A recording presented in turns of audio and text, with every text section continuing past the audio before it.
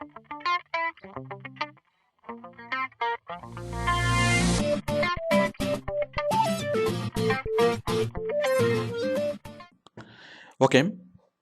তো আমরা এখন বুঝবো ফরেক্স। এটা একটা সংক্ষিপ্ত শব্দ। এটার ইলিভোরেশন হচ্ছে ফরেন এক্সচেঞ্জ। ফর দিয়ে ফরেন এবং ইএক্স দিয়ে এক্সচেঞ্জ। ফরেন এক্সচেঞ্জ মানে বৈদেশিক মুদ্রা বিনিময় অথবা বৈদেশিক মুদ্রা বেচাকেনা।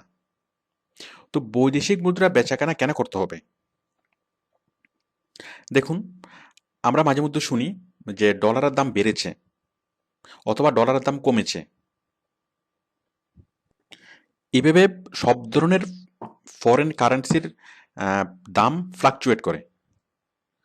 তো যখন ফরেন কারেন্সির দাম কম থাকে, তখন কম দামে ফরেন কারেন্সি কিনে যদি আপনি স্টক করে রাখতে পারেন, যখনই সে কারেন্সির দাম বাড়বে তখন সেটা আপনি সেল করে প্রফিট মেক করতে পারেন। মনে করুন এখন ইউএস ডলারের দাম হচ্ছে 75 টাকা করে, সাপোজ।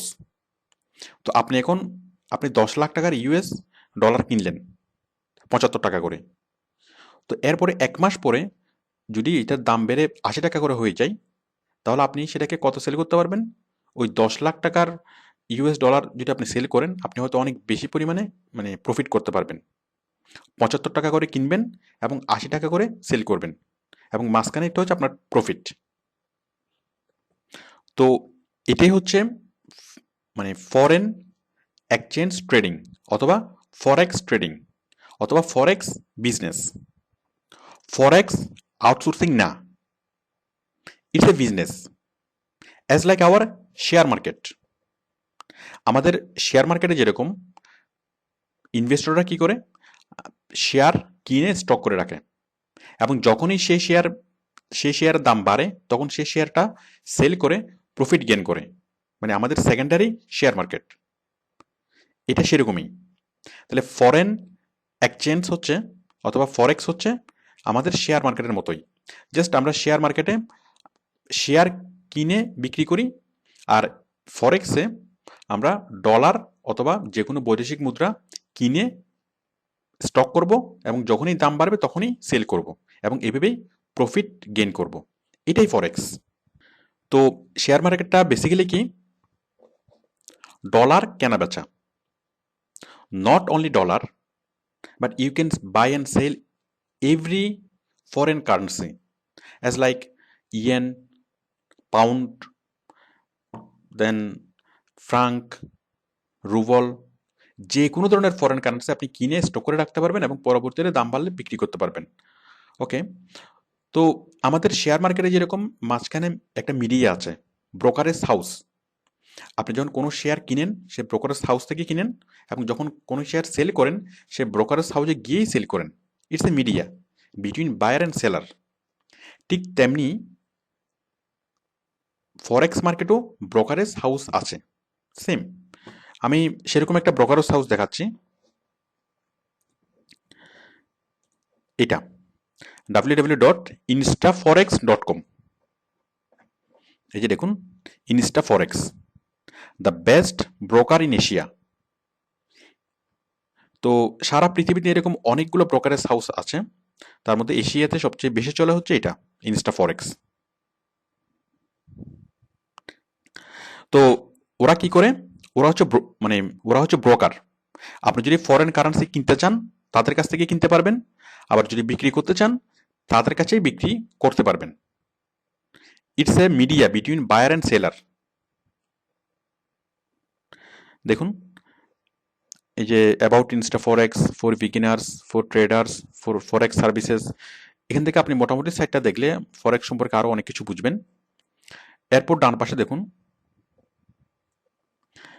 এই যে ফরেক্স অ্যানালাইসিস, ফরেক্স ডেমো অ্যাকাউন্ট, ফরেক্স ক্যালকুলেটর, ফরেক্স ইন্ডিকেটরস, আরও অনেক কিছু আছে।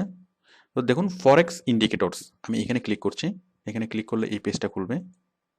এই যে বিভিন্ন কখন দাম উঠবে কখন দাম কমছে এগুলা গ্রাফ করে দেখানো আছে, ঠিক আমাদের শেয়ার মার্কেটের মতো। কিন্তু শেয়ার মার্কেট খুবই রিস্কি বিজনেস, খুব হাই রিস্কি বিজনেস। কেন? কারণ এখানে আপনি যদি আম, আপনার টাকাটা একদম পুরোপুরি বেনিশ হয়ে যেতে পারে। মানে আপনি যদি অল্প টাকা নিয়ে নামেন, কম টাকা দিয়ে যদি নামেন, আপনার টাকাটা পুরোপুরি বেনিশ হয়ে যাবে, এক টাকাও থাকবে না। আর যদি আপনি বেশি টাকা নিয়ে নামেন, সেক্ষেত্রে আপনাকে প্রচুর স্টাডি করতে হবে। যাই হোক, আহ, আমি প্রথমটা বোঝাচ্ছি যে কম টাকা নিয়ে নামলে পুরোপুরি বেনিশ হয়ে যাবে। এটা কেন? বিষয়টা একটু মিস্টেরিয়াস মনে হতে পারে, যে আমরা যে কোনো বিজনেসে ক্ষেত্রে যেটা দেখি যে লস যদি হয়, সেক্ষেত্রে আমার ক্যাপিটালটা হয়তো অর্ধেক হয়ে যাবে অথবা তার চেয়েও কমে যেতে পারে, কিন্তু একেবারে মানে কিছু না কিছুতে থাকবে, বেনিশ তো হবে না। বাট ফরেক্স মার্কেটে বেনিশ হয়ে যাবে। মনে করুন আপনি স্টক মার্কেটে বাংলাদেশের শেয়ার বাজার থেকে আপনি কোনো একটা শেয়ার কিনলেন, 10 লাখ টাকার শেয়ার কিনলেন। তো শেয়ারের দাম যদি কমে যায়, কমতে কমতে হয়তো 5 লাখ টাকা হয়ে গেল। মানে খুব বেশি দাম কমে গেলে আপনার 10 লাখ টাকার শেয়ারের মূল্য হয়ে গেল কত? 5 লাখ টাকা। বাট 5 লাখ টাকা তো আপনার আছে, কমলে হয়তো আরো বেশি, কমলে হয়তো 3 লাখ টাকা তো থাকবে আপনার। সাপোজ 3 লাখ টাকা হয়ে গেল, 3 লাখ টাকা তো আপনার আছে। ওকে, কিন্তু শেয়ার মার্কেটে কিছুই থাকবে না। কেন? শেয়ার মার্কেট হচ্ছে একটা মিনিমাম অ্যামাউন্ট নিয়ে শেয়ার মার্কেটে নামতে হয়। সাপোজ 10 লাখ টাকা। অ্যাকচুয়ালি অ্যামাউন্টটা 10 লাখ টাকা না, আমি আপনাকে বোঝানোর জন্য বলছি যে একটা মিনিমাম একটা অ্যামাউন্ট লাগে শেয়ার মার্কেটে অ্যাকাউন্ট ওপেন করার জন্য, মানে ট্রেডিং স্টার্ট করার জন্য। সাপোজ এটার অ্যামাউন্ট হচ্ছে 10 লাখ টাকা। এখন আপনার কাছে 10 লাখ টাকা নেই, আপনার কাছে আছে 1 লাখ টাকা। এখন আপনি তো 1 লাখ টাকা দিয়ে শেয়ার বিজনেস, ফরেক্স বিজনেস করতে পারছেন না। তাহলে কি করবেন? তাহলে এখানে অনেক দয়ালু কোম্পানি আছে, অনেক দয়ালু মানে প্রতিষ্ঠান আছে যারা আপনাকে লোন দিবে। আপনার আছে 1 লাখ টাকা, আপনার দরকার হচ্ছে 10 লাখ টাকা, তাহলে আপনাকে আরো অনেক, আর আপনাকে কত 9 লাখ টাকা লোন দিবে। সেরকম প্রতিষ্ঠান অনেকে আছে। এই যে ব্রোকারেজ হাউসগুলো, ইনস্টা ফরেক্স, আপনি আপনি যদি ওদের কাছে যান, গিয়ে যদি বলেন যে আমার 1 লাখ টাকা আছে এবং আমি তোমাদের সাথে ফরেক্স বিজনেস করতে চাই, তাহলে তারা আপনাকে আরো 9 লাখ টাকা লোন দিবে। আপনার ছিল 1 লাখ, ওরা লোন দিল কত? 9 লাখ। তাহলে আপনার টোটাল হলো কত? 10 লাখ। Very good. 10 লাখ টাকা দিয়ে আপনি মানে ফরেক্স বিজনেস করা শুরু করলেন। আপনি 10 লাখ টাকা দিয়ে ডলার কিনলেন, 10 লাখ টাকার ডলার, ভালো কথা। এরপরে কি হলো? মানে 10 লাখ টাকা দিয়ে ডলার কিনলেন, আপনার আছে ডলার 10 লাখ টাকার সমমূল্যের। আপনি কিনার কিছুদিন পরে ডলারের দাম কমতে শুরু করলো।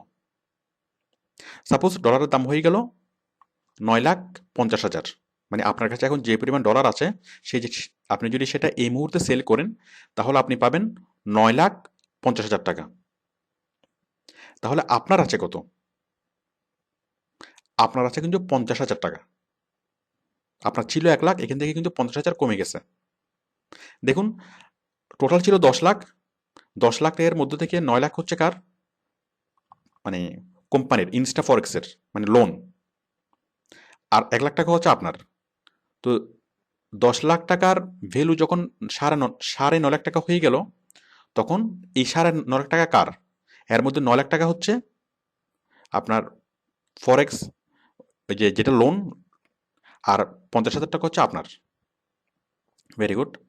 এরপরে এই 9,50,000 টাকার শেয়ার আরও দাম কমতে শুরু করলো। মানে 9,50,000 টাকার যে কারেন্সি অথবা ডলারের দাম আরও কমতে শুরু করলো।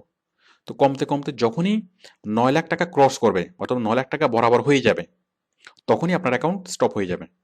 এখন আপনার সব লেনদেন স্টপ, মানে আপনার আর কোনো টাকা নাই।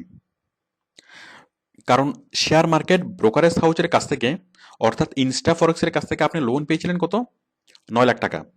তো সুতরাং যখনই সেই 9 লাখ টাকা লেভেল চলে আসবে অথবা 9 লাখ টাকার নিচে নেমে যাওয়ার সম্ভাবনা আছে, তখনই ইনস্টা ফরেক্স সেটা অ্যাকাউন্টে স্টপ করে দিবে, কারণ সে লস দিতে রাজি না। তো সুতরাং আপনার 1 লাখ টাকা ছিল, সে 1 লাখ টাকা পুরোটাই বেনিশ। তো পরবর্তীতে যে আপনি বিজনেস করে সেটা রিকভারি করবেন অথবা সেই টাকাটা মেকআপ করবেন, সেটাও সম্ভব না। কারণ পরবর্তীতে সেই কারেন্সির দাম বাড়তে পারে, যেটার দাম কমে গেল পরবর্তীতে সেটা হয়তো বাড়বে, কিন্তু সেই সুফলটা আপনি আর পাবেন না। কারণ আপনি ওইখানে আপনার অ্যাকাউন্ট স্টপ এবং ওইখানেই আপনার সব লেনদেন শেষ এবং আপনার অ্যাকাউন্ট মানে ক্লোজ হয়ে যাবে। You are loser. তো বুঝতেই পারছেন যে কম টাকা নিয়ে যদি নামেন তাহলে সেক্ষেত্রে আপনার পুরো টাকাটাই বেনিশ হয়ে যেতে পারে। তো এই যে ব্রোকারেজ হাউসগুলো যে লোন দেয় সেই লোনটাকে ওরা বলে লেভারেজ, মানে ওদের ভাষায় ওরা বলে লেভারেজ। তো আপনি যদি লেভারেজ নিয়ে যদি ব্যবসা করেন তাহলে সেক্ষেত্রে হাই রিস্ক, আপনার টাকাটা পুরোপুরি বেনিশ হয়ে যেতে পারে। বাট যদি আপনি লেভারেজ না নিয়ে বিজনেস করতে পারেন, অর্থাৎ অনেক বেশি পরিমাণ টাকা দিয়ে যদি বিজনেস করতে পারেন, তবে সেক্ষেত্রে ঝুঁকি কম, ঠিক আছে, বাট আপনাকে প্রচুর স্টাডি করতে হবে, প্রচুর স্টাডি। কারণ ফরেক্স ট্রেডিং করে প্রফিট মেক করতে হলে আপনাকে প্রচুর পরিমাণে স্টাডি করতে হবে। কারণ কখন এই যে ফরেন কারেন্সির দাম কমবে, কখন ডলারের দাম কমবে অথবা ইয়েনের দাম কমবে বাড়বে, এই সিগন্যালগুলো আপনাকে বুঝতে হবে। ওকে, এখন আপনি মনে করেন যে আপনার অনেক টাকা আছে বাট আপনার এই স্টাডি করার টাইম নেই, তাহলে সেটারও সলিউশন আছে। এখানে অনেকগুলো ফার্ম আছে যারা ফরেক্স নিয়ে অ্যানালাইসিস করে, যারা প্রতিনিয়ত ফরেক্স নিয়ে মানে এগুলো নিয়ে অ্যানালাইসিস করছে এবং তারা সেই সিগন্যালগুলো আপনার কাছে সেল করবে। আপনি যদি সেই ফার্মগুলোর মেম্বার হন, ফরেক্স অ্যানালাইসিস ফার্ম, আপনি যদি তাদের মেম্বার হন তাহলে তারা প্রতি মাসে সেই মেম্বারশিপের জন্য আপনি কিছু পেমেন্ট ওদেরকে করতে হবে এবং তার বিনিময়ে তারা আপনাকে সিগন্যাল দিবে, মানে কোন ডলারের দাম কখন বাড়ছে অথবা কমছে, এই বিষয়গুলো আপনাকে সিগন্যাল দিবে। তো তাদের সিগন্যাল অনুযায়ী, তাদের মানে পূর্বাভাস অনুযায়ী আপনি বিজনেস করতে পারেন। কিন্তু এখানেও সমস্যা আছে, ওদের সিগন্যাল সবসময় একুরেট হয় না। এখন আপনি ওইরকম একটা ফার্মের সিগন্যালের উপর ডিপেন্ড করে আপনি লাখ লাখ টাকা ইনভেস্ট করবেন, বিষয়টা মোটেই ওয়াইজার না। মানে আপনি যদি মোটামুটি না জানেন ফরেক্স মার্কেট সম্পর্কে, মোটামুটি স্টাডি না করেন, তাহলে ওদের ওই সিগন্যালগুলো আপনার হয়তো খুব একটা কাজে আসবে না। মানে আপনি যদি নিজে অ্যানালাইসিস করতে পারেন, নিজে অ্যানালাইসিস করার মতো পাওয়ার আপনার থাকে, তখন আপনি ওদের সিগন্যালগুলো বুঝতে পারবেন এবং ওদের মানে সিগন্যাল কোনটা অথেন্টিক না সেটা আপনি বুঝতে পারবেন। তো সেই জন্য প্রচুর স্টাডি করতেই হবে। তো সর্বশেষ কথা হচ্ছে সাকসেস রেট।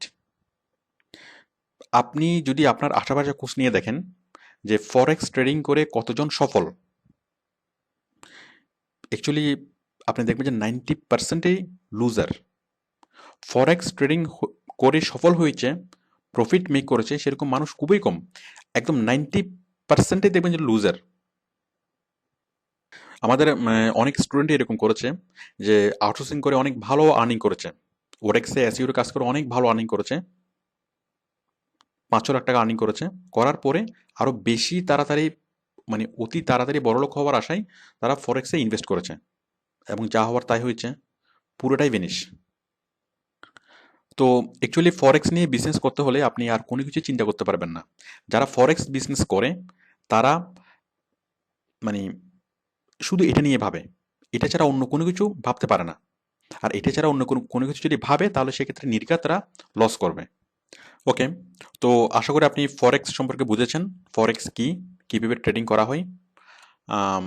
আপনি আরও বুঝেছেন যে এটা একটা business, this is not outsourcing, it's a business. এবং আপনি আরও যেটা বুঝেছেন সেটা হচ্ছে it's a high risky business. Okay, thank you.